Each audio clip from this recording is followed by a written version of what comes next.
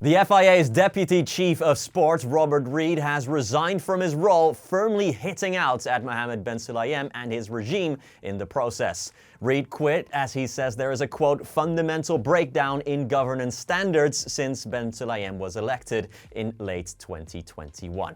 Well, it's a new day, a new FIA drama, but welcome back anyway to another GPFans News video. If you want to stay up to date on all the latest in the world of motorsport, please consider subscribing down below and hit the like button as well. Thank you very much. Reid stood alongside Ben Sulayem during his 2021 election campaign, but says he can no longer serve the governing body because of the way things are being handled at the FIA under the current regime. The former rally co-driver put out a strongly worded statement in which he announced his decisions and his reasoning behind it. Quote, "When I took on this role, it was to serve the FIA's members, not to serve power. Over time, I have witnessed a steady erosion of the principles we promised to uphold. Decisions are being made behind closed doors, bypassing the very structures and people the FIA exists to represent. My resignation is not about personalities, it is about principles. Motorsport deserves leadership that is accountable, transparent, and member-driven. I can no longer, in good faith, remain part of a system that does not reflect those values."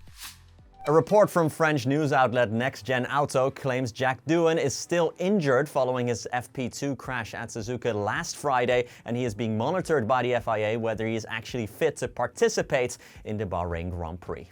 Doohan turned into turn 1 at Suzuka with his DRS still open, leading to a massive crash. After Sunday's race, images surfaced of Esteban Ocon and an engineer needing to help Doohan out of his car. Next Gen Auto claim he has injured his left hand and left arm, potentially ruling him out for this weekend's race at the Bahrain International Circuit. No official statement has been put out regarding this, and Doohan is expected as of now to participate in all practice session as well as quali and the race. Franco Colapinto is of course waiting on the sidelines should anything happen to the Aussie.